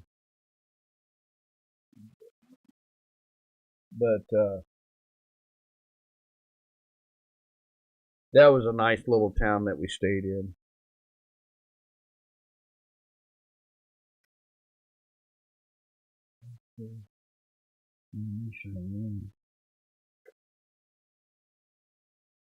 Where's Cody at? There's Cody. Graybull. That's where we stayed. Because I got it marked on the map. So when we take our trips, every day I pull the atlas and I highlight the roads that we were on. That way we can kind of track where we were, and stuff. And with a memory like mine. But yeah, we went over to Graybull. They had a museum over there with the airplanes and stuff, which was closed. There's a video on that too.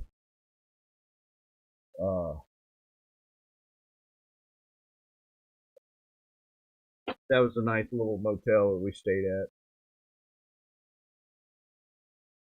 The bark is definitely way worse.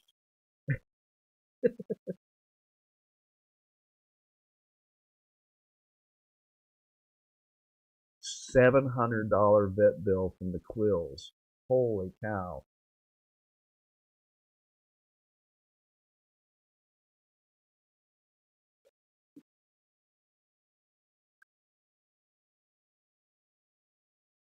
I think, yeah, I remember Miss Linda saying that when her mom had, when they had the farm and that, they had axis deer.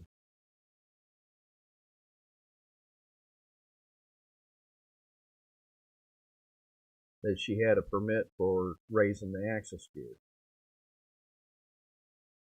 When they had the farm, yeah, wasn't a farm.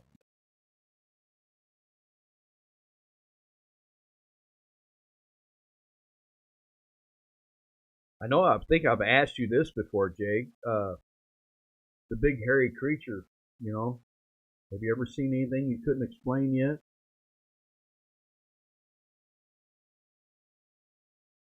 Miss Linda says he's not real. Sasquatch.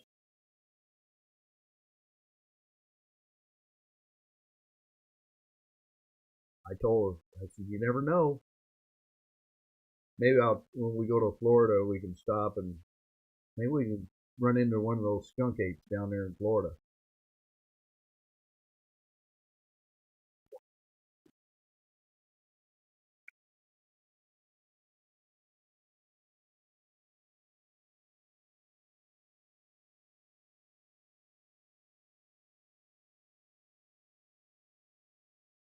He's a big baby, Mark. The only thing, uh, the neighbor's dogs will be out in the pasture when we're out playing ball or something like that. He likes to show off. Jake says he hasn't seen, but he heard a bunch of things that make me point gun in that direction. Yeah.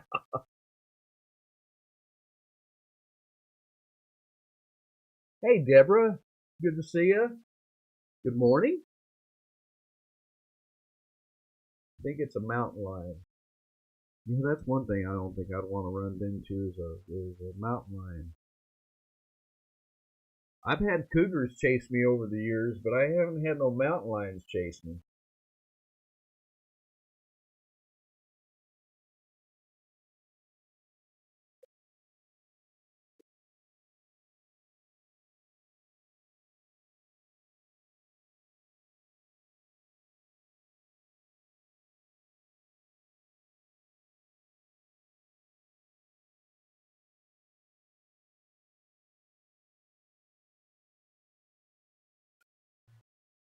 See if the son texts me back yet. Yeah. You said good deal.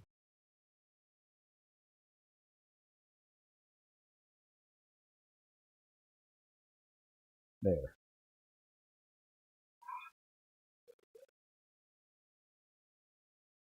I've seen a mountain lion in my field, but they say they aren't here yet.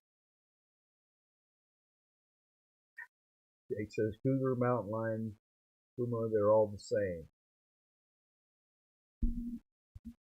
Yeah, when I was in my 20s, I had some cougars chase me around.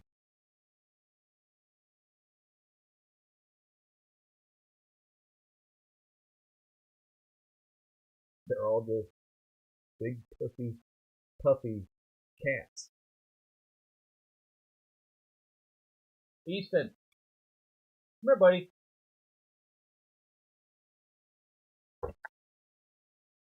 Let me see here. Come here, buddy. Come here. Come here. Move this out of the way. Come here. What are you doing? Come here. Come on. What are you doing?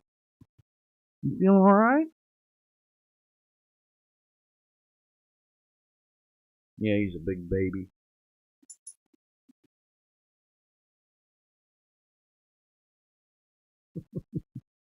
He don't know what to think since I'm home. I left the TV on for him yesterday because I haven't been putting him outside because it's been kind of chilly. But I left the TV on for him yesterday, and I think he won The Price is Right.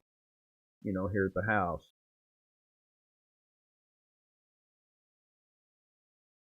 Because he was in a good mood when I got home, and Miss Linda was been playing ball with him here in the house. No, no, I haven't. I haven't noticed it. Now he'll go after a squirrel out here once in a while when I got squirrels, but we need to start putting the bird seed in the bird feeders.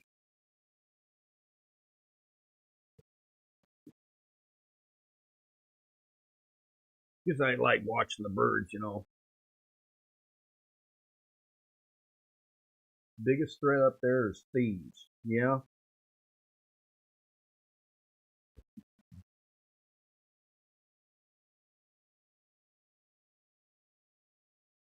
One thing when I was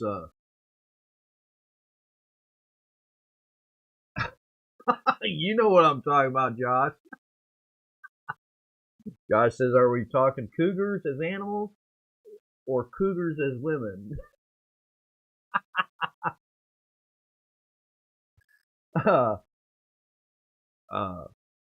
when I was delivering, back in my 20s, when I was delivering Amway products, driving a straight truck, um, there was a spot in South Central Kansas, and I remember it was a 2-lane road, and it must have been part of old Route 66 years ago because they had 66 painted on the pavement. And I was going west, and then it turned to the south for a minute. It was kind of a shortcut for me, and I don't remember where it was at, but I come up to the turn, and all of a sudden I saw a bunch of deer carcasses, and it really ticked me off because the only thing that was gone off of them was the back straps. I was I was pretty ticked off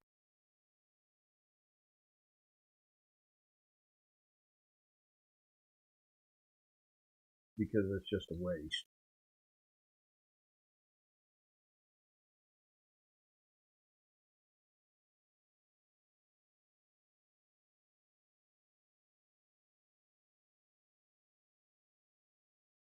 Showed me how to walk across the crosswalk yesterday.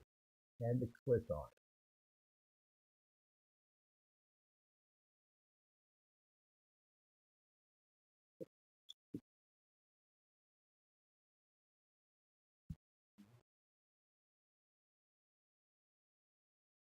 I've got like Probably got 700 emails I need to go through. No, 878 emails.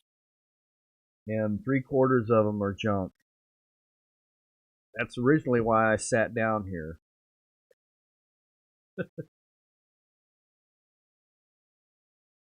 And a lot of them are like politics stuff. And I have unsubscribed and I've flagged it and all that, and I still get them every day. It's crazy.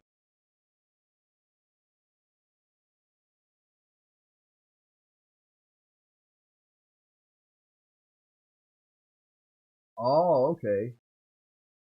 Oh, I know what you're talking about. You're talking about in the neighborhood kitties.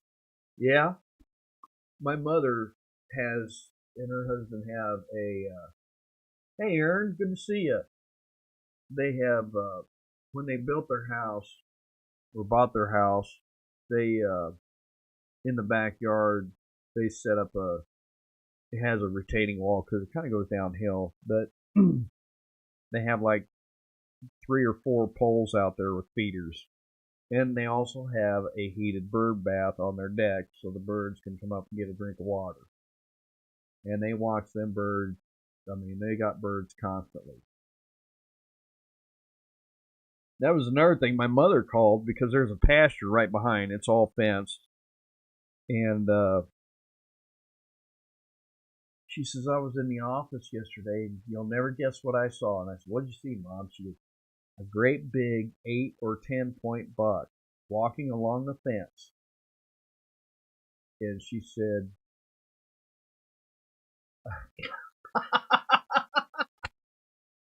she said he turned to the right, facing away from us, facing away from the house, and here come a doe from the left side and took off, chasing that doe.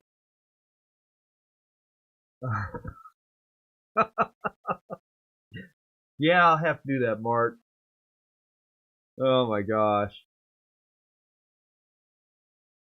I have to see what kind of music I can put with that because I don't know how to play guitar, right?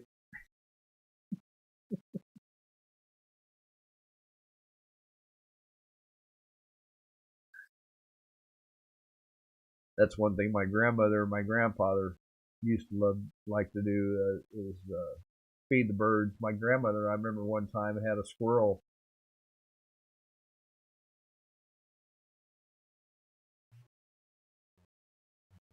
Hey, Lori, have a good time.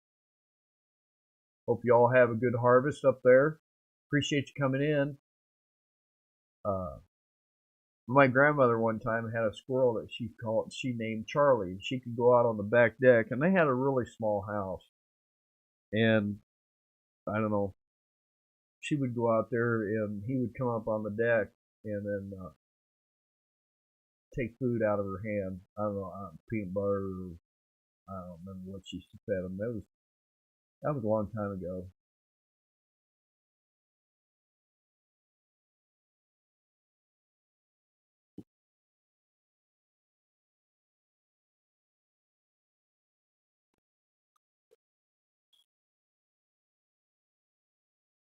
We're showing rain for Saturday. Yeah, I think I'm going to jump on the bike today, run my couple of errands that I need to do, stop by and see Miss Linda since she's at work. And she said to me last night, what time are we leaving to go up there? And I said, well, probably around 6. And then she says, okay, that'll work. I can sleep in. I said, well, I said, I'd really like to leave by 5. This is about 5.5 hours up there. I said, that'll give us time, so we can stop and get gas and whatever.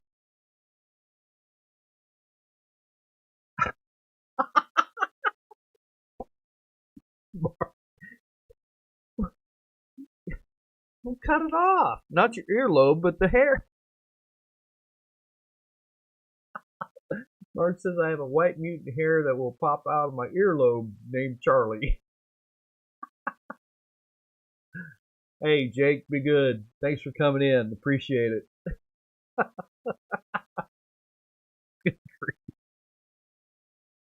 Oh, boy.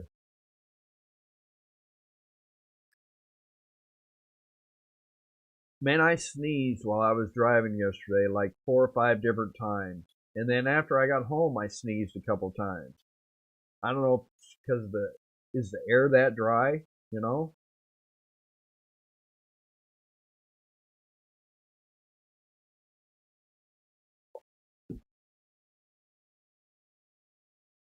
Ellie, if you talk to David, tell him I said hi, will you? I know he's been busy training.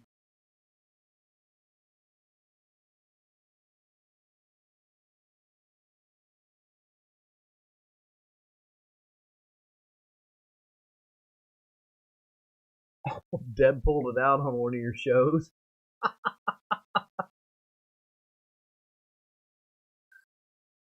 Wow. It's weird when you get older, the hair grows in places you thought it would never grow, right? That's one thing I was going to try and do is go get my hair cut or do it myself.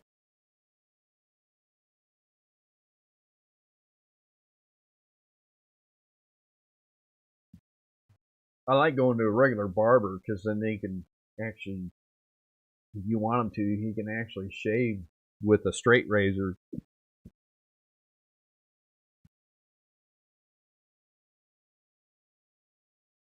I don't know if I'd let Miss Linda use a straight razor to shave my face. She might slip, you know. I might make her mad by saying something, and she'd slip.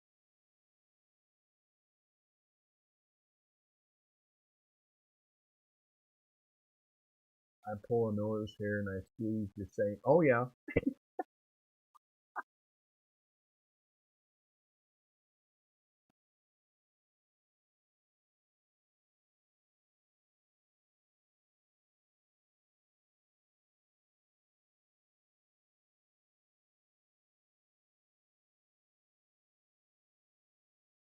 time flies when you're having fun.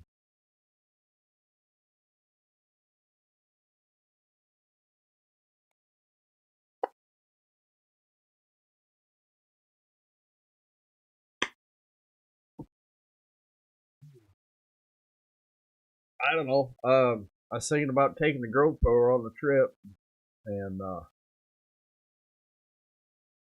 doing. I probably won't show you the family or anything like that, but gotta do a video on my old stopping grounds. You know,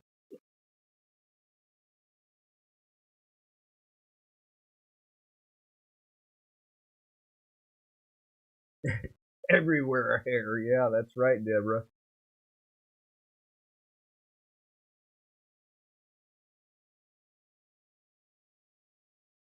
But yeah, let me know if you guys want to see a video of my old stomping grounds of the. Hey, Mark, I thought you was already rolling. Tell Deb we said hi, and y'all be safe, okay? I'm gonna jump off here in a minute, but let me know if you want to see a video of the old stomping grounds. Thanks, Deborah. I'll probably catch some of Miss Linda sleeping, you know, looking at her eyelids while we're going down the interstate, right?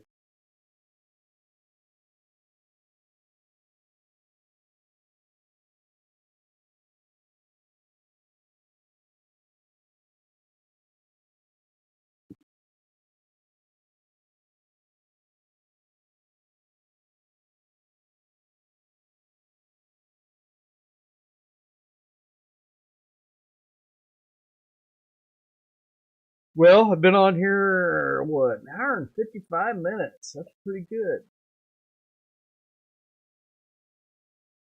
Aaron, yeah, you have a great day and a great holiday, great Thanksgiving, you know. Uh,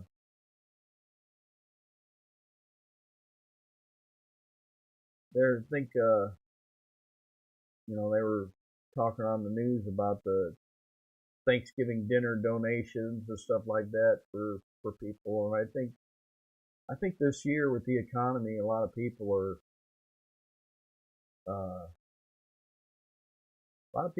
struggling, with the higher food prices and that. But in a way, it's kind of like the same. I don't know how to say it. It's going to be different this year because Miss Linda's not cooking. We're not going to her relatives, for Thanksgiving dinner. But it's kind of like Christmas. It's to me, it's almost another day to me. Just the whole meaning of it is spending time with family and being thankful and stuff like that. There's a lot of people, a lot of families that are broke up right now, but the stress and I had a lot of problems back years ago, with Christmas and being depressed, so if you know somebody's struggling, reach out to them. Uh, Years ago, I basically spent Christmases by myself, sometimes, and it was kind of depressing. But then, I sh- I should have volunteered at the Salvation Army or the City Union Mission, and um, I'm just thankful for having the opportunity to have a job for the last 28 years, and there's a lot of families that just are going through a lot of stuff that um, you know, it's it's really kind of sad. I'm thankful for everything I have, yes, and uh, I'm thankful for Miss Linda coming into my life when she did, and I'm I'm kind of like I'm I'm a bear, sometimes coming in the house or because I've been dealing with idiots on the road all day long, and sitting and driving all day long. Especially when I come back into town, the people drive like NASCAR anymore, around big trucks. I really wish everybody that's getting their driver's license has to ride in a semi one time for an hour or two in rush hour traffic and actually understand what we go through.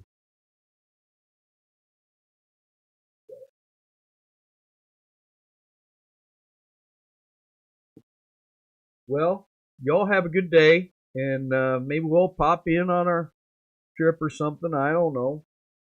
And I hope everybody has a great Thanksgiving. And um, if you're not, you know, if you're not uh, able to spend it with family, um,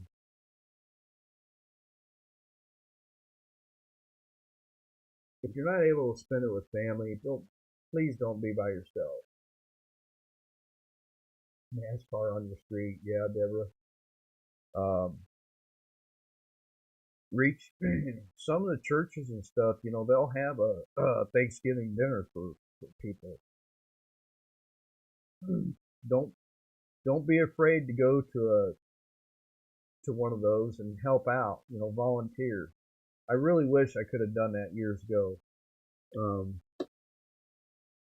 Years ago, I was a member of a church there that there's a juvenile place up here by the state park, and we would do a Christmas dinner. Everybody would cook, and the kids were very, very grateful for that because a lot of them kids come from broken homes and whatnot. It's kind of a last chance juvenile facility. If they were to get in trouble again, they would go to jail. A juvenile jail or whatever you want to call it. They were like 17, 18 years old. And it was really kind of touching for me, because back when I was that age, I could have been very well in that position.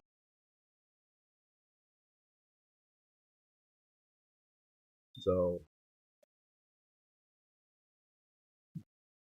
anyway, y'all have a good day,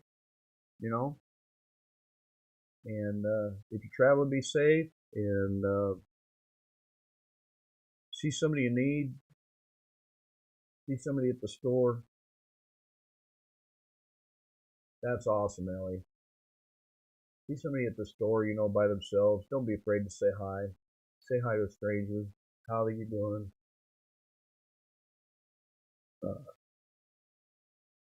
If they corner you for 5 minutes, that's 5 minutes of well spent time. So,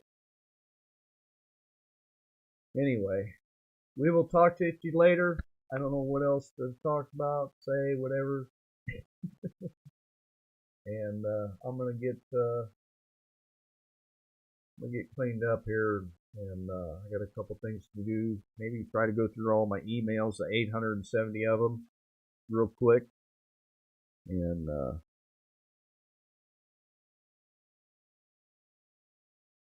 thanks, Ellie, Deborah, everybody else that's in here. Thank you for coming in. Hit that thumbs up button for me, and I have got to call my son and see how they're doing. So, thanks again. Have a good holiday, and we will talk.